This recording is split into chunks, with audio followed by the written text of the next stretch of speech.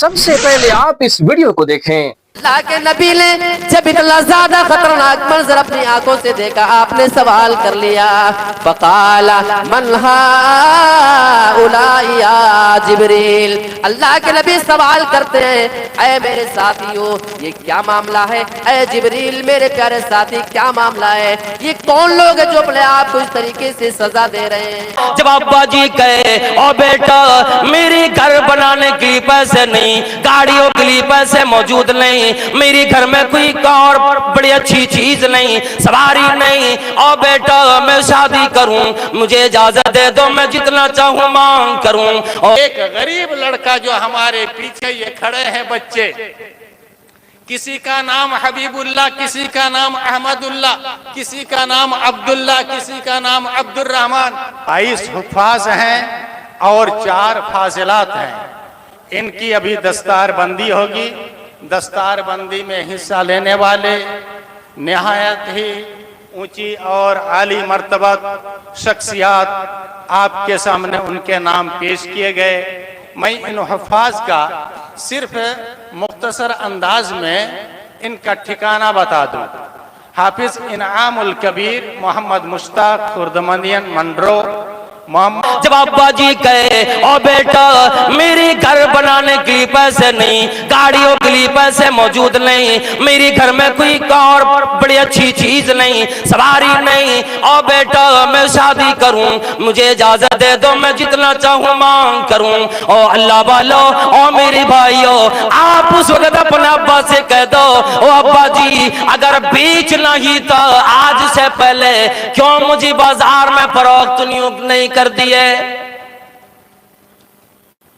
میں آپ کو کما کی دینے والا ہوں، میں آپ کی حالت کا ذمہ دار بنتا ہوں۔ ابا جی نہ مانگو، مجھے گنہگار نہ کرو، 4 لاکھ مانگ لو گے، 2 لاکھ میری مہر کے لیے تیار کر دو گے، میں مر جاؤں گا کبھی دی نہ پاؤں گا۔ اللہ کے نبی صلی اللہ علیہ وسلم نے فرمایا او لوگو سب سے بڑا قرض یہی بن جاتا ہے، کل قیامت میں وہ لوگ زانیوں کی صف میں آئیں گے، کہا جائے گا یہ زناکار ہے، آواز آئے گی الہی ایک دفعہ بھی میں نے کسی سے زنا نہ کیے، پھر بھی میرا نام زانیوں میں کیوں آ گیا؟ اللہ کے نبی بیان فرما رہے ہیں، وہ تابع کے ناخون سے اپنے آپ کو، اپنے چہرے کو اور اپنے سینے کو وہ سارے لوگ نوچتے جا رہے تھے، پرش رہے تھے، نوچ رہے تھے۔ وہ سارے لوگ اپنے آپ کو سزا دے رہے تھے، کبھی اپنے چہرے نوچتے ہیں، کبھی اپنے سینے کو وہ نوچا کرتے ہیں۔ اللہ کے نبی نے جب اتنا زیادہ خطرناک منظر اپنی آنکھوں سے دیکھا، آپ نے سوال کر لیا، فقال من ہؤلاء یا جبریل۔ اللہ کے نبی سوال کرتے ہیں، اے میرے ساتھیو یہ کیا معاملہ ہے؟ اے جبریل میرے پیارے ساتھی کیا معاملہ ہے؟ یہ کون لوگ ہیں جو اپنے آپ کو اس طریقے سے سزا دے رہے ہیں؟ حضرت جبرائیل جواب دیتے ہیں، قال هؤلاء الذين يأكلون لحوم الناس۔ اللہ کے نبی نے ندا لگائی، آواز لگائی، تبوک میں مسلمانوں جمع ہو جاؤ۔ آپ کو معلوم ہے آپ کے ساتھیوں کو تکلیف کیا ہوئی تھی؟ تولوا واعینہم تفیض من الدمع حزنا اللہ یجدوا ما ينفقون۔ اے میرے نبی صلی اللہ علیہ وسلم جب آپ نے اپنی امت کے لوگوں سے، ان مخلصین سے یہ فرمایا کہ میرے پاس سواری نہیں ہے، اونٹ نہیں ہے، گھوڑے نہیں ہے، کیسے تمہیں تبوک لے کر جاؤں؟ وہ آپ کے پاس سے جب ہٹنے لگے ان کی آنکھوں میں آنسو بھر آئے اور بھر بھر کے آنسو باہر نکلنے لگے۔ وہ آنسو کس بات پہ تھے؟ اللہ نے فرمایا حزنا اللہ یجدوا ما ينفقون۔ ان کو یہ غم ستانے لگا، اس بات کی فکر ہو گئی، ٹینشن ہو گیا، ان کو یہ درد ہو گیا ہے اللہ کے نبی صلی اللہ علیہ وسلم کہ ان کے پاس وہ مال نہیں ہے جس کو خرچ کر کے وہ تبوک میں جا سکے، یعنی سواریاں خود انتظام کر کے تبوک میں جا سکے، اتنی ان کے پاس ان کے دولت نہیں تھی، اس لیے رونے لگے۔ عمر فرماتے ہیں رضی اللہ تعالی عنہما، میرے دل میں یہ تمنا جاگی کاش کہ میں بھی کوئی خواب دیکھ لوں اور اللہ کے نبی صلی اللہ علیہ وسلم کو وہ خواب فجر کی نماز کے بعد بتاؤں، اللہ کے نبی صلی اللہ علیہ وسلم اس کی تعبیر بتائیں۔ کہتے ہیں میں جوان تھا، میں مسجد ہی میں سویا کرتا تھا، ایک دن میں نے خواب دیکھا ایک آگ کا گڑھا ہے، اس آگ کے گڑھے میں مجھے لے جایا گیا. وہ آگ کا گڑھا کنواں کی طرح ہے، اس کے اوپر 2 کھمبے بنے ہوئے جہاں سے رسیاں باندھ کر پانی نکالا جاتا ہے. نقشہ حضرت عبداللہ ابن عمر بتا رہے ہیں اور کہہ رہے ہیں میں نے خواب دیکھا وہ آگ کا گڑھا ہے. جب میری نظر اس آگ کے گڑھے میں پڑتی ہے تو میں دیکھ رہا ہوں کچھ ایسے لوگ اس کے اندر تھے جن کو میں جانتا پہچانتا تھا، لیکن حضرت عبداللہ ابن عمر نے کسی کا نام نہیں بتایا. فرماتے ہیں میں حیران و پریشان ہوں، کہیں میں اس آگ کے گڑھے میں نہ چلا جاؤں. اتنے میں ایک دوسرا فرشتہ میرے پاس آتا اور کہتا ہے گھبراؤ نہیں، ڈرو نہیں، تمہیں اس سے بچا لیا جائے گا، تم اس کے اندر نہیں جاؤ گے. یعنی کہ اس خواب کے ذریعے سے ابن عمر رضی اللہ تعالیٰ عنہما کو یہ بشارت مل گئی کہ تم اس آگ میں نہیں جاؤ گے. فرماتے ہیں صبح ہوتی ہے، فجر کی نماز مکمل ہونے کے بعد اللہ کے نبی صلی اللہ علیہ وسلم سے میں نے اپنا خواب بیان فرمایا. اللہ کے نبی صلی اللہ علیہ وسلم نے خواب سننے کے بعد ارشاد فرمایا. خواب کی تعبیر اللہ کے نبی کیا فرمایا؟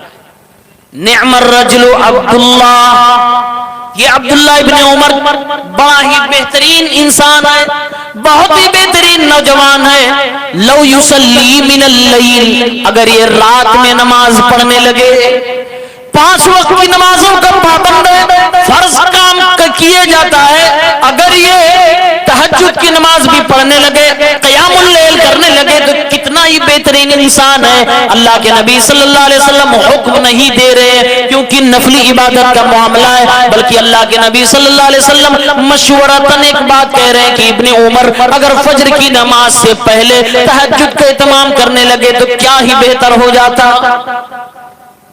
ابن عمر رضی اللہ تعالیٰ عنہ کو جب معلوم ہوا کہ اللہ کے نبی نے یہ بات کہی ہے، راوی کا بیان ہے، اس کے بعد عبداللہ ابن عمر رضی اللہ تعالیٰ عنہما پابندی کے ساتھ تہجد کی نماز کا اہتمام کرنے لگے. اس کے بعد دیکھا ہی نہیں گیا کہ کبھی انہوں نے رات کی نماز کو چھوڑا ہو، تہجد کی نماز کو چھوڑا ہو.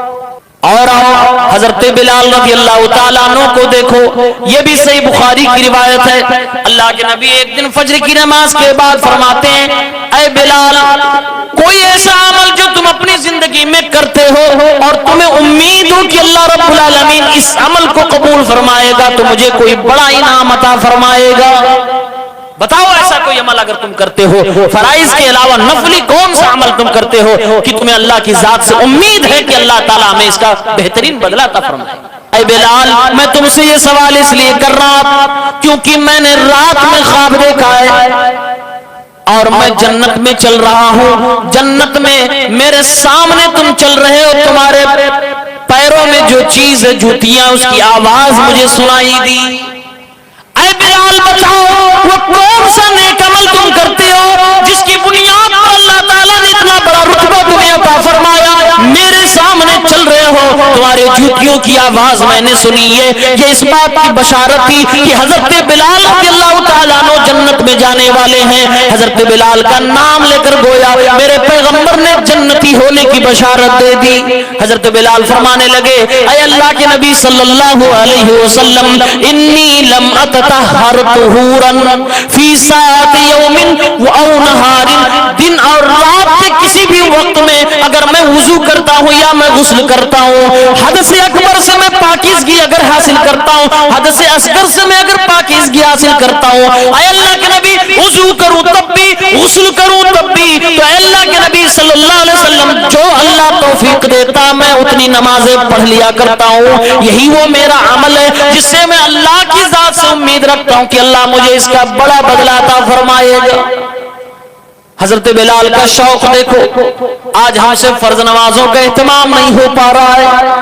بلال رضی اللہ تعالیٰ عنہ ہر وضو کے بعد، ہر غسل کے بعد نماز پڑھنے کا اہتمام کر رہے ہیں کیونکہ عبادت کا شوق ہے، کیونکہ عبادت کا شوق ہے. محترم ناظرین، ہمارے اور آپ کے بیچ ایک محترم اور بابرکت والا مہینہ سایہ فگن ہونے والا ہے، یعنی رمضان المبارک کا مہینہ ہمارے بیچ جلوہ فروز ہونے والا ہے.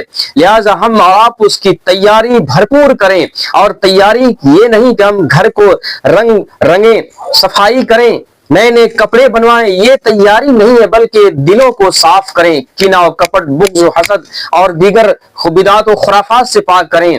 رمضان المبارک کے آنے سے پہلے نبی کریم صلی اللہ علیہ وسلم کثرت کے ساتھ ماہ شعبان میں روزے رکھتے تھے، لہٰذا ہمیں بھی چاہیے کہ پریکٹس کے طور پر، مشق کی طور پر ہم بھی روزہ رکھیں۔ اسی طرح سے رات میں اٹھ کر ہم تہجد کا قیام کریں تاکہ رمضان المبارک میں ہمیں کوئی پریشانی نہ ہو۔ قرآن مجید کی تلاوت کا ابھی سے معمول بنانے یہ تیاری ہے، لہٰذا ہم اللہ تبارک و تعالیٰ سے دعا کرتے ہیں کہ اللہ تبارک و تعالیٰ ہمیں ماہ مبارک نصیب عطا فرمانا، اور اللہ تعالیٰ جب اس ماہ کو ہم پالیں تو ہمارے تمام گناہوں کو معاف کر دینا اور نیکیوں میں زیادہ سے زیادہ سبقت لے آنے کی توفیق دینا۔ آمین۔ السلام علیکم ورحمۃ اللہ وبرکاتہ۔